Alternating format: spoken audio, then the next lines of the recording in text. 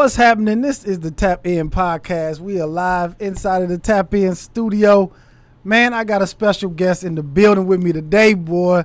My boy T Hope. What's happening, man? What's going on, man? What's going on? I'm chilling, man. Chilling. Before we get started, let me pay some bills real quick. Yo, man, this episode is sponsored by Blue Chew. Blue Chew is the first chewable with the same FDA-approved ingredients as Viagra and Cialis. It's prescribed by licensed physicians, so you don't have to wait. Go to the doctor or wait in line. Go to the pharmacy. You just order it. Go online, bluechew.com. Order it. It's a discreet little package. It sends it right to your house. Nobody even know you even got it. Take it. I'm telling you, she gonna love you in the morning for it. I promise you. Go to bluechew.com, BLUE chew.com. Use the promo code TAPIN. Just pay the $5 of shipping, and it comes right to your door. All right? Now I got to follow up on the Blue Chew. Yes, sir. Yes, sir. Ain't that something? Yeah. How you doing, man? All is well, man. I can't complain. Good. Feeling good outside. It's the weekend. Yeah. Yeah. So all Man, is well. So let me just get into this. So I met you on Clubhouse. Right on. And you gave me some dope ass advice on there, and I was like, I want to plug in with him some kind of way, just because the advice you gave me was dope. Because I had I'm telling you I do podcasting, Right. And I was like, yo, man, what could I do about these Net 30 accounts that I got? And you was like, man, you got to think outside the box. Reach out to some people and be like, yo, let me buy your stuff for you, Right. so it's not going to waste. And I was like, damn, I ain't never thought about that. And you put me up on some game, and I'm just like, yo. And it was an Airbnb room, right? Yeah, we were speaking on short-term rentals and Airbnb in that industry. Yeah. I'm glad you remembered that. Heck yeah, I remember all that. Yeah. So I wanted to bring you on to talk about the Airbnb business. How did you get started in it? I got started, I wouldn't say legally, but okay. But it was honestly a matter of finesse. Because, and I still do now, I travel pretty often, right? Mm-hmm. So here about 2.5 years ago, with me doing so much traveling, I look up and I thought about it. I said, man, my place is always empty, but I'm still paying for it. And I got to looking into the whole idea of doing Airbnb, and I started doing my own place. And when I saw in a matter of a couple of weekends, I was putting a big dent in what I was paying in the rent, I was like, oh man, this is a no-brainer. So for me, I started to figure out how to transition that into more of official business than me just finessing it and doing it under the radar of my complex. So that was my introduction. Prior to that, so my company has been established since 2018. So the latter part of 2018, 2019 was our first official full year, right? But before then, I actually bought some rental properties, like 2015-ish. I bought some rental properties, and those were just traditional rentals, just normal. Get somebody a lease, they stay in it, so on and so forth. Long term, pretty much. Long term, Okay. right. So the Airbnb and short term industry obviously is a little bit different. Yeah. So yeah, that was my introduction into it, man. No looking back after that. Man, so how did you go? Because I was watching something else about Airbnb, and it was like, how do you? Okay, so let me back up. Mm-hmm. So I know the traditional long-term leasing, right? You buy a crib and just lease it out to somebody, right? But how do you do it if you don't want to just buy a crib? Because the amount of money that I'm gonna have to spend to buy the crib, right, is not gonna make sense for me to just buy it just to Airbnb it out. You know what I mean? Yeah, yes and no, right? So, what you're speaking of is what we call arbitrage. Just like you would arbitrage anything else. Just like this cup. Maybe you bought this cup for $0.25, you turned around, you sold it for 50 cents. So in the middle of that, you make, you double up on your profit, right? Yeah. So it's very similar to that particular model. So instead of buying the space, going through the whole home buying and property buying or whatever process in which you might need a substantial down payment, You have to get your credit in a particular order. There's all these different qualifications that you have to go through. Obviously, home buying, you don't wake up and say, I want to go buy a house tomorrow. Right. We know that don't happen, right? Right. Especially in an investment property, because it might be a whole different type of structure of the deals, commercial deals, more money, so on and so forth. So we do what's called arbitrage. Essentially, what that is you take on a lease with the permission of the homeowner or the complex to do a short-term rental. So you would go in, you take on a lease, whether it be 12 months, 15 months, 18, 2 years, whatever the case may be. Maybe you rent that out for $1,500 from them. You turn around, you doing short terms to where someone on an Airbnb or VRBO or similar will come and stay for 1 day, 1 week, 1 month, so on and so forth. After you've decorated and made it fully furnished, so now you can charge at a premium rate. So you can take that 15, make it a $3,000 play, maybe a $3,500 play. It just all depends on the structure, where it is, and how you set it up. Gotcha. But that's arbitrage. How hard is it to get somebody to be like, yo, let me long term or do a short term lease on your property? You'll get more no's than you will yeses, right? But just like with anything else, once you start exercising that muscle, you start to formulate how to have that conversation. You start to understand who it is that I need to target. Not only that, you're building the track record in the business to where you can say on paper, these are mine. This is what I've been doing for the last 2 years. This is what I can do with your property. I'm checking on it more often than a long-term renter because I can see it more often. My cleaners can see it more often. So then you just kind of sell it, but you'll get more no's than you will yeses. Okay. But again, once developing it and actually having your business set up the right way, you start to look better on paper. Yeah. You start to be able to have the track record in order to do it. Your resume look good. Right. So you can sell the idea of it. Yeah. And is Dallas a good market for it, or? Dallas is a great market, man. If you know anything about Dallas in terms of its real estate, in terms of its growth and economics in general, I mean, I like Texas, period. So I'm in Dallas. 2 weeks ago, I was just in Houston. I'm doing some research in Houston, so I'll be expanding to Houston as well. Okay. So I'm in a couple markets now. I'm in Georgia, so Atlanta, and I'm also in the Dallas because I live here. Yeah. How many units do you have, or how many properties do you have under your company? I'm at 6 right now. Okay. Right. So again, remember I told you I got started on the finesse. Yeah. So I actually had more. Okay. But I didn't have them structured properly, and once I learned the business, I was like, okay, let me get myself out of these lease, or just let the lease finish, and then I can come back in and then start acquiring units the right way. Okay. Yeah, that's dope, man. And what kind of cost is associated with setting it up? Because I know the rent is one thing, but I know when I go to Airbnb, I think I've been like 3 Airbnbs. There's everything is already just set up for me. You know what I mean? It's already set up. So think about it like this, right? If you move into a place, you're going to do what? It's your rent, utility, your internet. Nowadays, more often than not, you're not worried about cable. Then your renter's insurance. So essentially, some of the 4 main essentials are those on an ongoing basis. Okay. So from that, in a business point of view and setting it up and structuring it like a short-term rental, quote unquote, an Airbnb, then you have to worry about the decorating, the furnishings, the toiletries, so on and so forth.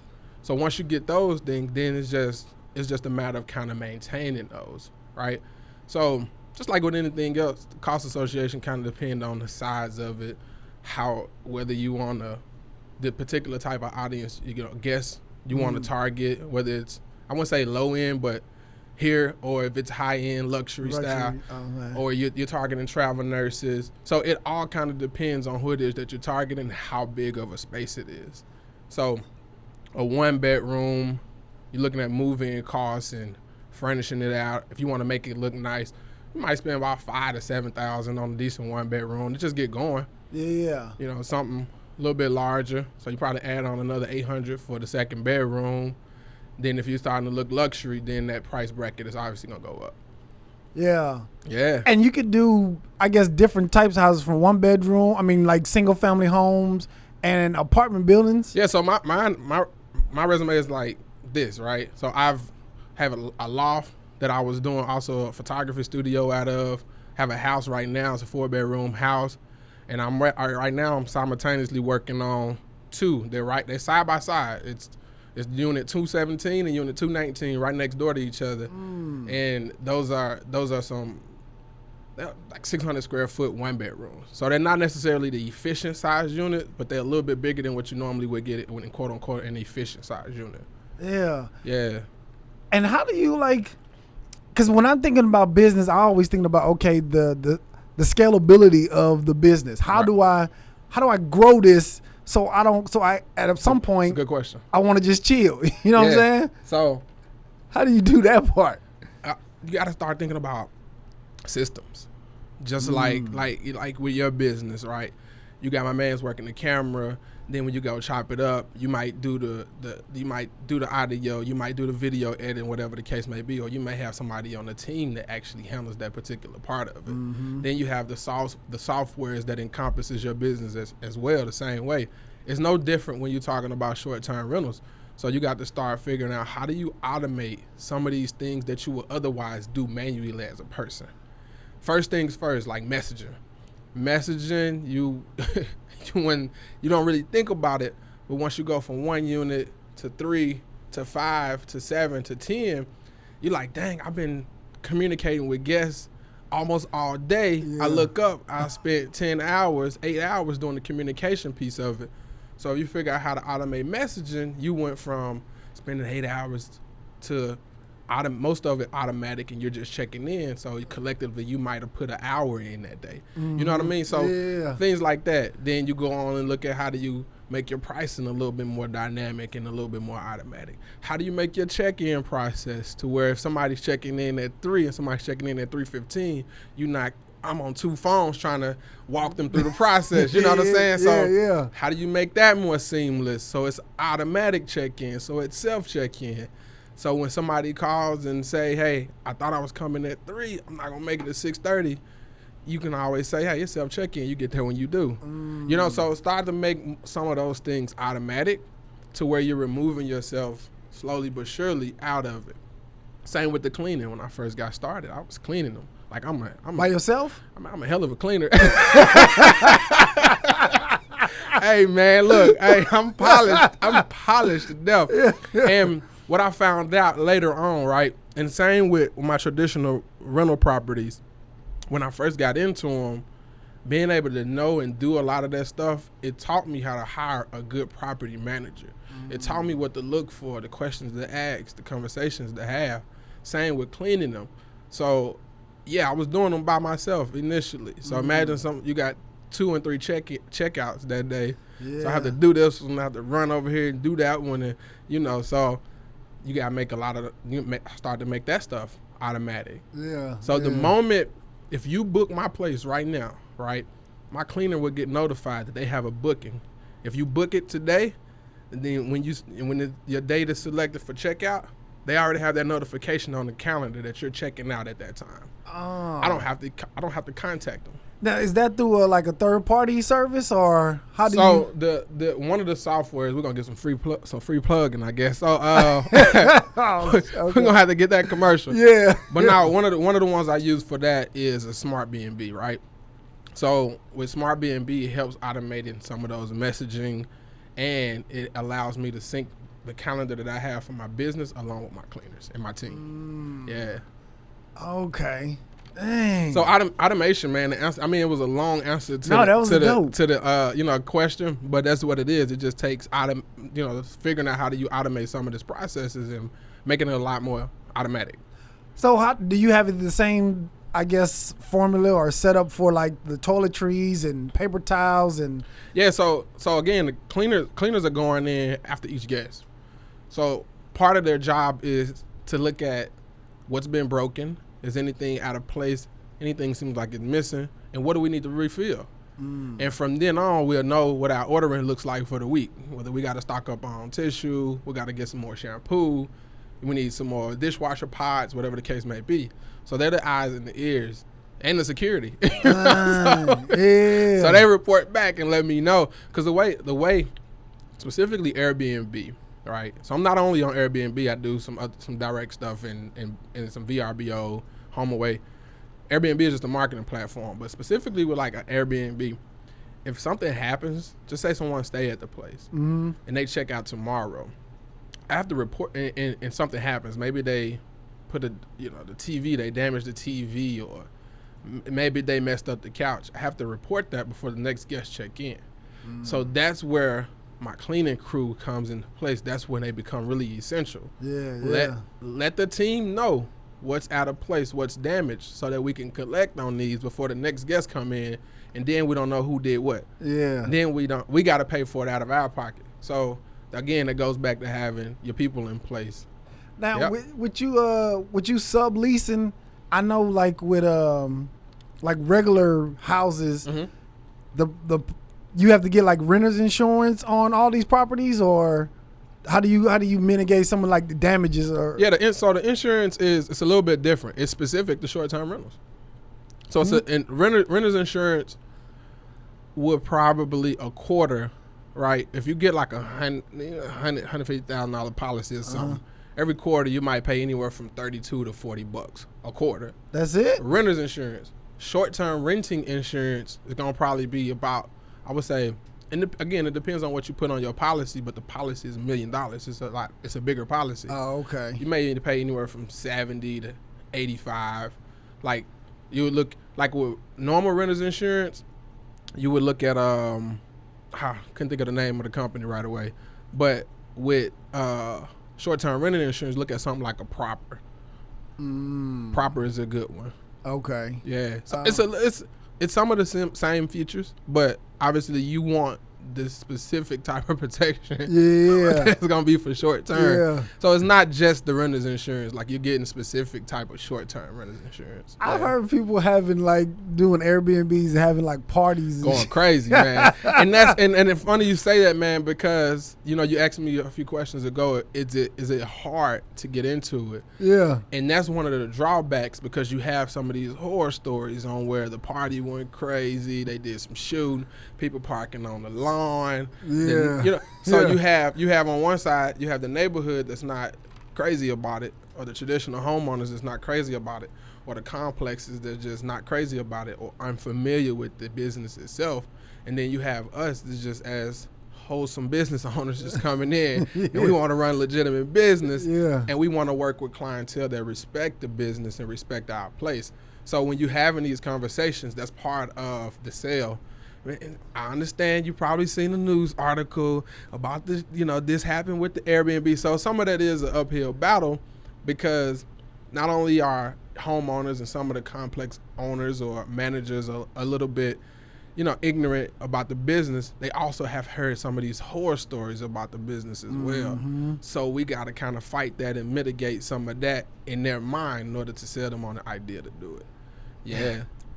Damn, man. But I mean, that's like with anything else, man. You know, your favorite bars probably had a bar fight. Right.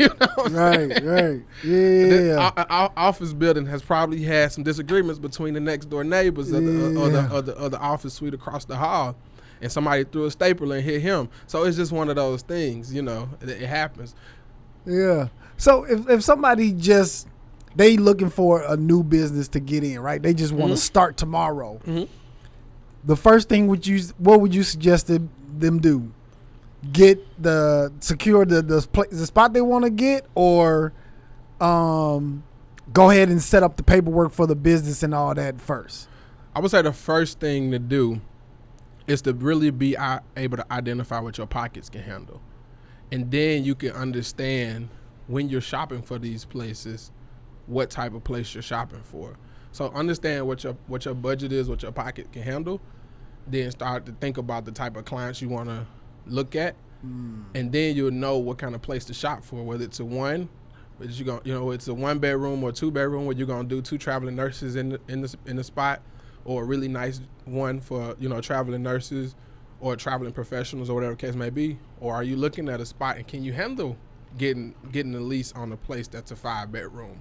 That's going to be bigger groups and families, or close to a vacation spot to where you can really do something with it. So I would say first being able to identify that, and then going into the paperwork side of it, registering your LLC or buying a seasoned LLC with some age on it, reestablishing that, getting your EIN, getting your Duns and Bradstreet, then start like we were talking about initially, building some of those trade lines to where your business is start to look healthy. Yeah. So that'd be the way I would go. Man, if I had a me 2.5 years ago before I finessed my way into it, that's what I would have want somebody to tell me. Look, man, you could do it this way, the right way, and bypass some of those headaches. Yeah. Do you do any like the traditional real estate investing, like with properties and stuff? So what my business is doing now, 2021, 2022. I'm expanding. So like I told you, I was in Houston, and I'm working on 2 units right now. So when those 2 units are open up in the next week, I'll be moving on and picking up some more of them. So what I'm doing now is it's twofold. I'm expanding, and I'm making my business very much so automated and automatic, putting on property manager, and then I'm kind of removing myself a little bit from the more day-to-day stuff, right? That way I can go in and start. I'm doing some bigger real estate transactions. So when we talk about for me, the big play is really being able to hold the assets. So whether it's me holding on to a single family home or a duplex, or me looking into some multifamily, apartment complexes, whatever the case may be, that's the big play for me. To really be able to hold on to them and have and own those, versus just going in and doing arbitrage. Yeah. So I'm reallocating some of that energy to be able to acquire that way. Yep. So I'm gonna go back into buying like when I first got started. I seen on your Instagram you was like you buying multifamily this year. 2021. Yeah. 2021. I'm gonna buy me an apartment, man. Yeah. I don't care if it's 6 units, 60 or 600.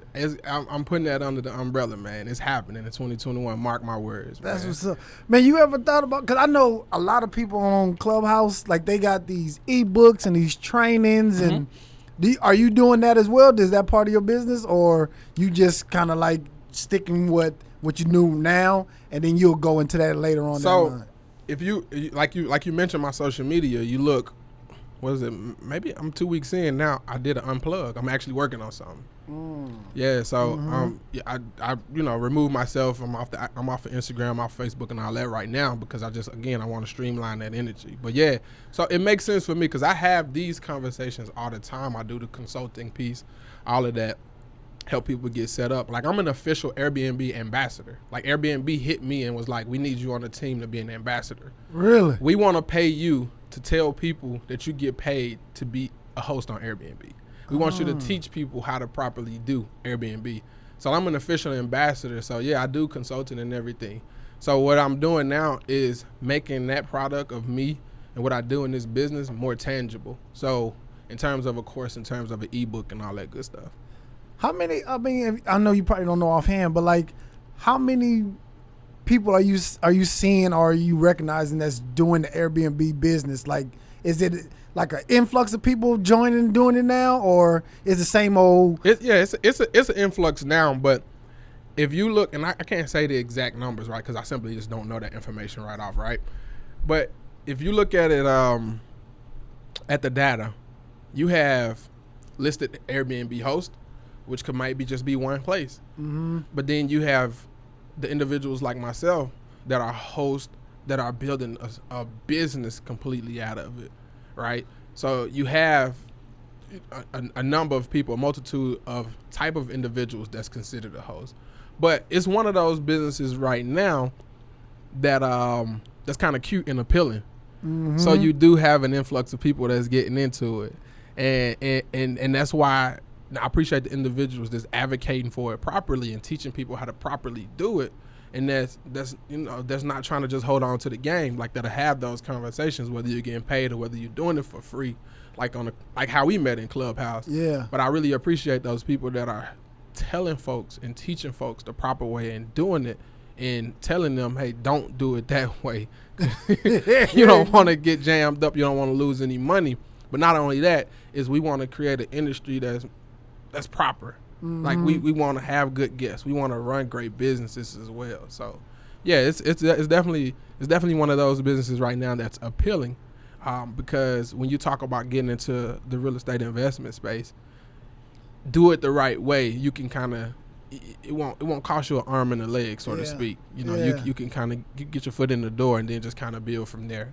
Yeah. With jumping in the short term rental. And I was reading, I was looking at this other girl. She was talking about Airbnb, and she was saying that the app Airbnb has a whole algorithm of how you get placed as a super host, and I'm like, I would be so frustrated if I did all this to get me a spot, all of that, and then nobody booked. So what's interesting about Airbnb, and I love it, man. You know, Airbnb just went, they just went public. Did they? Last month, just went public last month, and what's interesting about it is Airbnb has created a lot of third party and subsidiary businesses strictly off of what they are and what they do.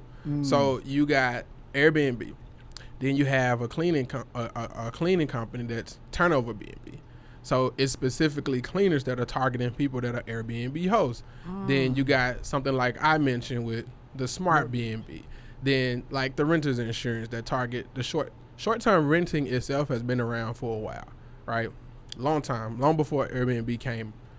Most of the time, it was more of like the vacation style rental stuff. If you want to go to Colorado and there was a ski resort.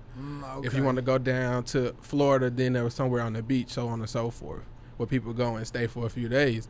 But the way with Airbnb coming and being this monster in the industry, it was one that you really had to pay attention to. So all of these other businesses start to develop off of exactly what it is that Airbnb is doing itself and the strength of its name and brand recognition. Do you guys get any like pushback from hotels? Yeah. Like, I imagine it's the same fight that not only hotels, right? You have cities that are trying to figure out what it is. What do we do with this? On one hand, we got homeowners association that's telling us we don't want this in our neighborhood. yeah. On the other hand, we got my first year out the gate, I did 6 figures. Right? First of 2019. So on the other hand, we got business owners that are really thriving. They're doing 6 and 7 and 8 figure companies that are also fighting that litigation, right? So, and then you got the hotels that are getting knocked upside the head. I run a successful Airbnb unit or a short-term rental unit if I can knock one hotel room out the box. That's the whole objective when I open one. How do I knock the Hilton at the box right now when I decorate this joint? Yeah. I want them to look across the street at Hilton, then look over here at my listing and say, man, we finna go over here. Yeah. and we're gonna pay more. Yeah. That's the whole prime objective. But interesting thing is you can actually go on Airbnb and book a hotel room too now. Really? Man, they it was like, hey, we can't beat them. We might as well join them. There's a radio button. You can select hotel room. Really? God dang. Really? Look at the app right now. There's man. Airbnb is not. Keep in mind, it's not the industry. Airbnb is not the industry. Airbnb is a marketing tool and platform that's just great at what they do. That's essentially all it is. Yeah. Yeah. So. Because I imagine it's the same as what was it as Uber when Uber first came out. All the taxi cabs, exactly, they were like fighting tooth and nail. Exactly, it's the exact same, especially in terms of, like you said, the businesses that battle it and the way they trying to litigate it and create some kind of taxation and all that stuff. Yeah. So, yeah. I mean, for the most part, it's wide open, but you do have some cities that are specifically regulating it a certain way. Like in Nashville, you have to register every year. You have to make sure you're permitted. Austin, you have to make sure you're permitted. You have to go through this process and all that. California is a whole different kind of fight. You really probably want to play over there. Yeah. So, so certain places do have specific type of regulations that they're implementing. And even Arlington, even right here in our backyard, Arlington you can do it right here in the entertainment district. If you go outside of here, we coming to get you. Really? That's specific. God. And then you have some places like a Dallas wide open. Like my loft, right? I had 1,300 square foot loft, right? It was crazy, man. I paid $1 a square foot for it in downtown Dallas, in the exact same building. So one side there were residential. Immediately, the building is shaped like an L, right? Uh-huh. So on this long way, this is our residential. But on the other side of the L, Hilton and the Garden Marriott is attached to us. You know what I'm saying? Yeah. So on the residential side, we were doing a short term. This is one of the ones I didn't do right initially. I finessed it. They was tired of me. They was like, man, we need to break your lease, man. What is it gonna take? You know what I'm saying? So because I was doing a studio out of it, small events, and I was trying to do Airbnb at the same time. But where I'm going is, they are in the same building. Right. They're in the same building, so. The complex eventually said, well, somehow we got to play ball. So like majority of that particular complex right now doing short-term rentals. Yeah. They had one company, Saunders. Saunders is a magnet. They really big in the short-term renting and Airbnb space. They came and they got in that building. I know last year they picked up like 55 units in that building alone. Yeah. In the whole building is only like 222 or something like that. It's like 200 or something in the whole building. And they got 50 of them. 55 of them, yep.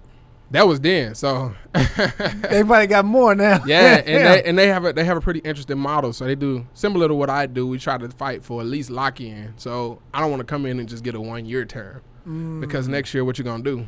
Yeah, raise it up. You're going to go up on me, right? Yeah. So, and especially if you see the money start jumping. Yeah. Right, so I write up my lease terms and I fight to try to get, if I can't get the concessions up front to where I'm getting a couple of months free or, you know, at least a running start to get a month free, 6 weeks free or whatever the case may be, then I need my lease a lock-in for 18 or 24, or up to 5 years in some cases of what I'm going to start targeting. And they'll do that? They'll lock, I mean, if they everything's negotiable. Yeah. Everything's negotiable, man. It ain't no matter if they going to do it.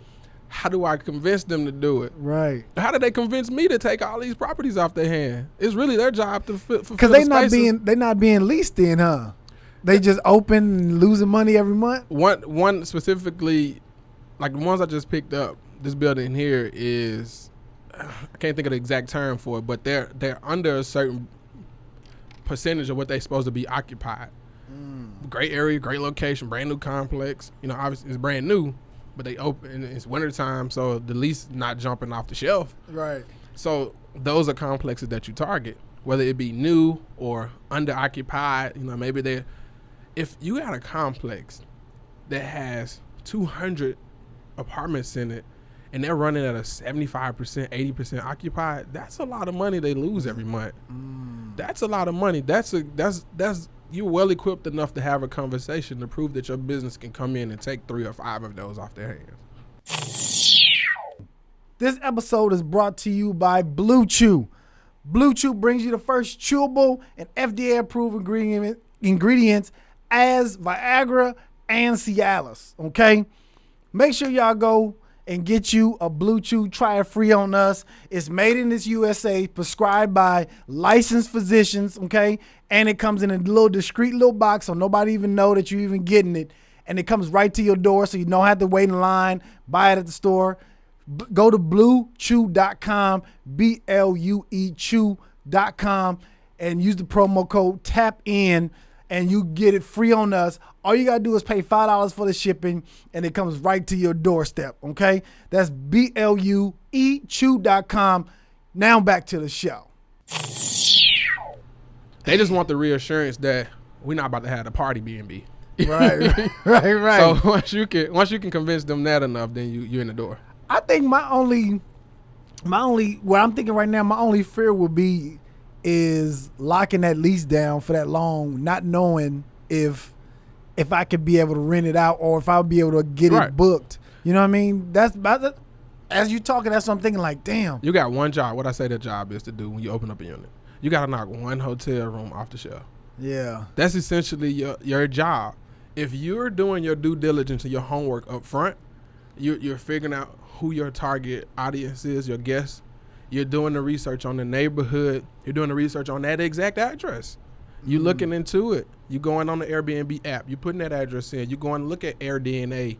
You're looking at the numbers in that neighborhood. You're looking at the occupancy potential. You're looking at what you can potentially earn. No different than if you were buying an investment property, whatever. You won't just take a dart and say, I want that one. Yeah. No, you laser focus in and then you peel it back and you say, hey, is this a viable investment?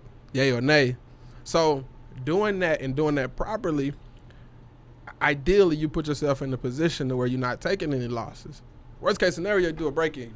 Right. You know, or you have like a super duper low month and you had to take a hit, but then, you know, throughout the year, you still all in all profit. But if you do your research properly, you'll be okay. Okay. Yeah, you'll be okay. Is it like is it seasonal where they have like, I know like mostly like during the summer and then maybe towards the holidays, those are the big months, but is it pretty consistent like throughout the year? For the most part, it's consistent. You do have some seasonality where like in the wintertime in certain areas, yes, it can be a little slower than it would be spring, summer on the hotter sides. Then it comes down to your marketing and you kind of pivoting to who it is that you might be targeting specifically for that season.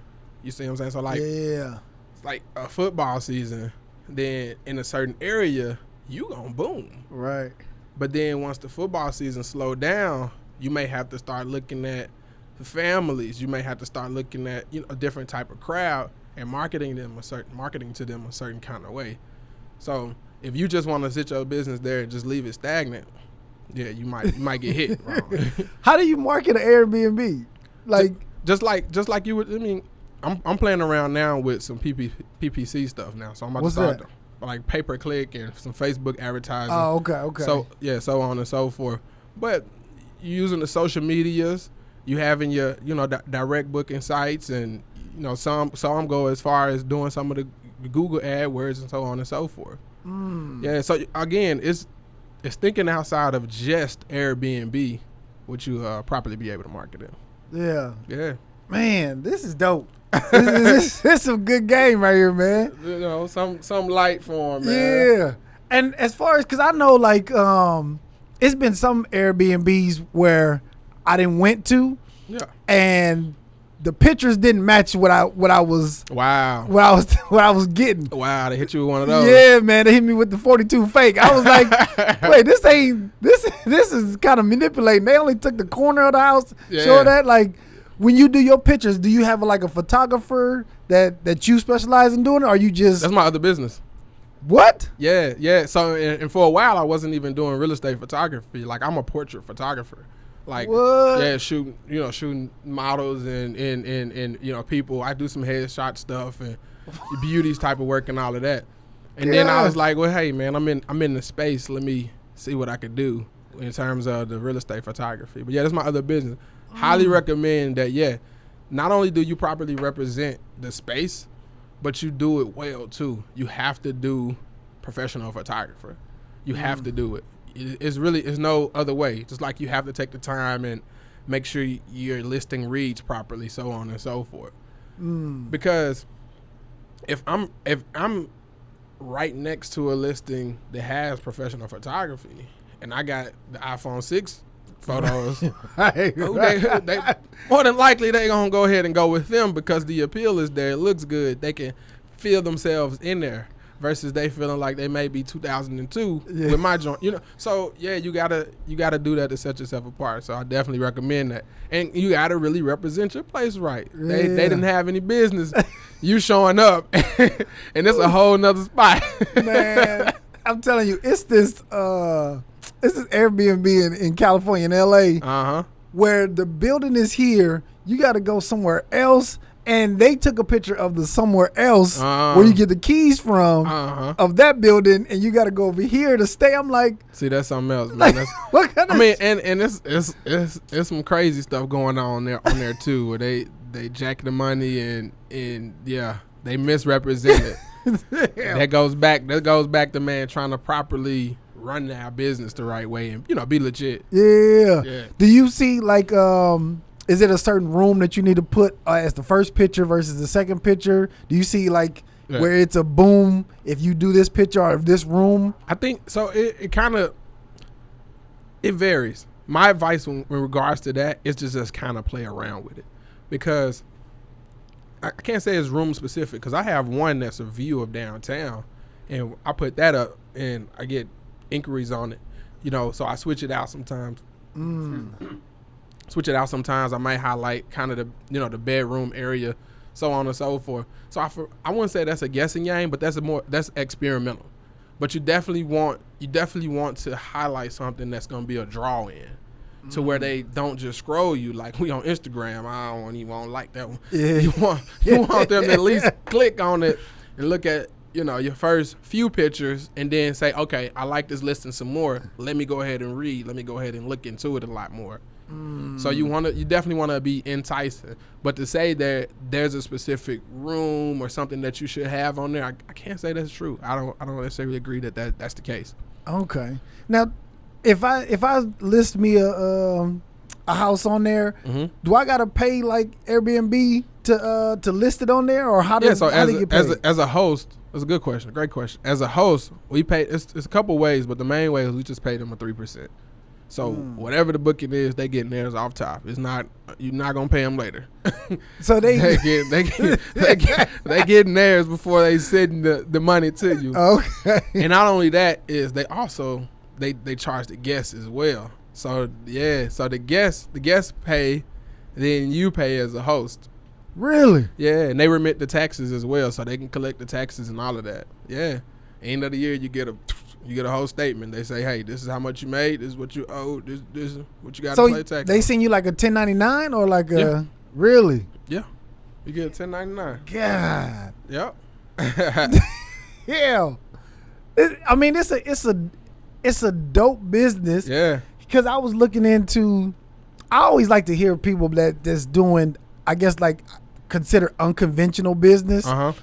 So I was listening to a girl talking about Airbnb, and then another guy that was talking about, what's the car website? Turo. Turo, yeah. And I was like, I was gonna pull something up for you. I'm listening. This shit makes so much sense. Like, but the guy was saying that he has like 30 cars. I'm like, how the hell do you even store 30 cars? Yeah, man. And then just have them on ready for people to come and get them. So I haven't done any Turo. I've been kind of loosely looking into it, and it actually came up in conversation in my mastermind groups here recently. So it's a pretty good business model from what I'm understanding too, with the whole Turo piece. And not only that, it's not even. If you structure your business properly and start to build that business credit and then target some of the business funding pieces, you're probably not even out of pocket a whole lot to go ahead and get some of these cars and take on a lease, so on and so forth. Yeah. Man. And I'm like, hey, man, we could start with 1 or 2 cars. Like 1 or 2 cars, that's it.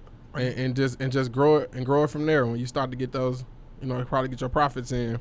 Yeah. This is what Airbnb. I'm gonna show you this one. This is my 2019 joint on just Airbnb alone. So that's what they sent me. That was just 2019. That was the first one out the gate. So that's what they send you. They send you a whole 1099 joint. Damn. So that's me doing Airbnb, and I was doing VRBO. I was doing some direct booking. So you see, this is strictly what I had for Airbnb at one time. God. That year. And how much of that is like profit versus? So on that one, what we do on that one? I can't even say exactly what the margin was on that, but I did pretty well. I did pretty well because I did this one on 3 units, right? That's 3? Yeah, I did this one on 3 units that first year out the gate. Just going crazy on it, right? Damn. Yeah, I mean you set them up right, man. It's curtains. Yeah. So that number was roughly 97,000. What I just showed you. You can talk about it. 97,000. So I think I know we did much better than 50% on that. Damn. Yeah. And that was just on 3 units. And now you got 6 units and you had more. Shit. Yeah. I ain't counting your pockets, but I'm counting your pockets. Look, man, I was listening to Grant Cardone, right? Yeah. And somebody they were talking, and the conversation was just kind of how do you fill out people that you not that you invest with, that you go into business with, so on and so forth. And Grant was like, I tell them to show me their bank account.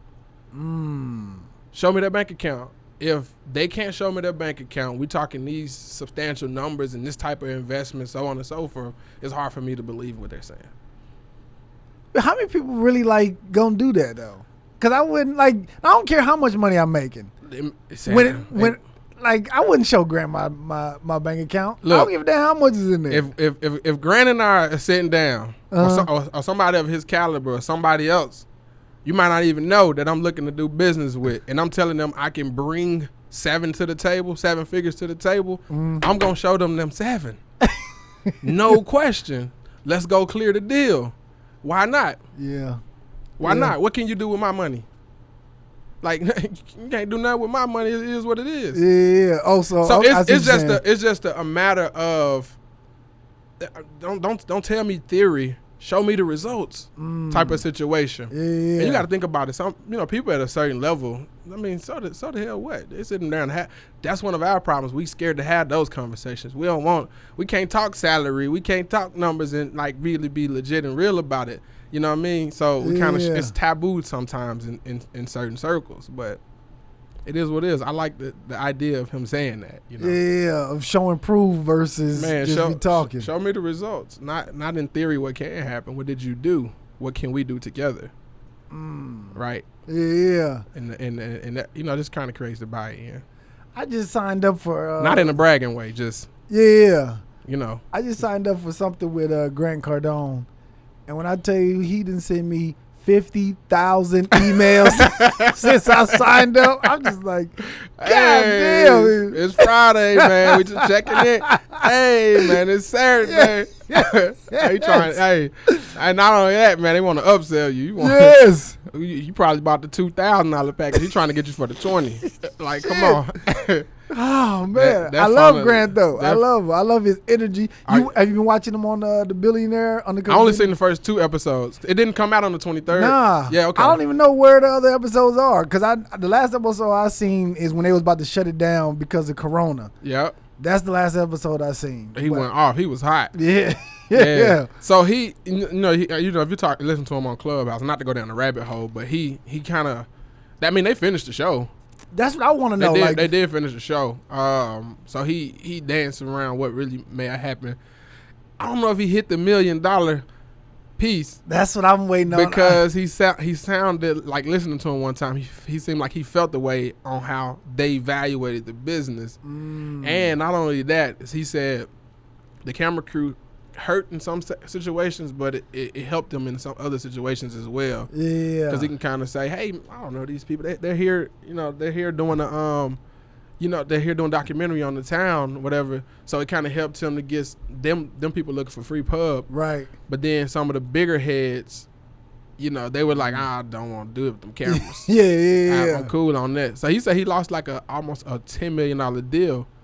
Yeah, because it was a headbutt situation with him and the production crew, and they kind of made him fumble the deal. Really? Yeah, that's what he was saying. On the show? On that show. Dang. On that show. I can't wait. So, they're really doing that. They really, if you watch the first season of Undercover Billionaire, like, that's an existing business that he actually built in half. So, they really actually doing that. So. That's their business. When they get done and setting everything up, they're structuring it. They have actual ownership of that business. Now, really? Now I'm sure with the Discovery, I think it's on Discovery. Yeah, it's on Discovery. Yeah, I'm sure Discovery got their piece in it. Yeah. So he might get a 10 or whatever the case may be, and then whomever he's given some equity to for the people that help build the business. But yeah, that's their actual business. That's dope. I don't know if I like. Even I probably wouldn't even go in there for $1 million, but I'd be scared as shit to just drop off in a place you don't know nobody. So let me give you some background and context on my story, right? Okay. I came to Dallas in the end of 2016, and I came about October 2016. I had an eviction notice to move before moving to Dallas, and I was just in one of those odd spaces, right? Mm-hmm. I'm living back in Tennessee. I'm from Memphis, so I was living back, that way, and I didn't want to be there, right? So it was just like, man, I'm trying to get up out of here, man. This is home. It's kind of got this it's stagnant a little bit. I'm ready to roll, so on and so forth. And I've had custody of my daughter. She'll be 12 in March. I've been had custody of her since she was 2. So it's just her and I at the joint, and my family, but it's just her and I living together. Got evicted, all of that. And I've cleared it up now, but I came to Dallas on a loan for $100. My homegirl was working at in HR with the Fort Worth Transit Authority. So I'm gonna tell on her a little bit, but she helped me get in the door really without. It was on some matter of send me your information, show up for orientation type of situation, right? Mm-hmm. And showed up for orientation, man. She really looked out for me. She lived in a townhouse. She had a 2nd bedroom. So I bombed a 2nd bedroom, and then I ended up starting paying her $300 in rent for 3 months. And I started driving a bus for 4 months, clawing my way back up. I had a $100 loan when I first came to Dallas. I didn't have a crib. I didn't even have a crib, right? Understand me this. I left my baby back home to finish the second half of that school year. So she stayed back home with my aunt. And it was not as extreme as what you get with the undercover billionaire, but it was one of those situations to where I found myself like crawling and crying some nights because I'm a grown man and I'm busted and disgusted trying to figure out how do I get in a better position, right? And I did that, man. And it's humbling driving a city bus, man. Let me tell you that. and stop 6 in Fort Worth. It's humbling having 2, not 1, but 2 college degrees, and you going and you driving a city bus and you living in somebody else's 2nd bedroom, right? Mm-hmm. And you fresh off an eviction notice in a whole nother city. So I did that from October. I moved in the spot that I'm in now in about January of 2017. And I transitioned. They actually fired me from the bus driving job because when you're on time, you're actually late. So I had 3 lates that was like, it wasn't late. Yeah. You know what I'm saying? It wasn't like hour late, but it was like bus transportation service late. Like you got to be in there and ready to roll off that park. So and the hours were like this because I didn't have any rank. I didn't have any seniority. So I might work one day, from 1 p.m. to 9 p.m. The next day I got to work 4:43 a.m. You see what I'm saying? Yeah. It was very weird. So I was late 3 times. They fired me. Bam. Man, what I'm gonna do? So I had I got a corporate job working at Verizon. I've always been pretty good at sales. I was killing them. Uncapped commission. What? That's what I wanted to do. I was killing them. I started stacking my coins up, man. So again, I had moved in my spot, the same one I live in now. I don't like moving a lot. And I just started stacking my money up, man. I started stacking my money up. And I was like, I want to get back into real estate. And then I thought that I wanted to go and sell homes. So I put myself through real estate school while I was still working at that job. And I worked that to the end of 2017. And I put my notice in, so a full year basically.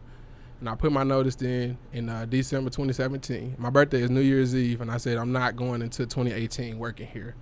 And I finished my real estate.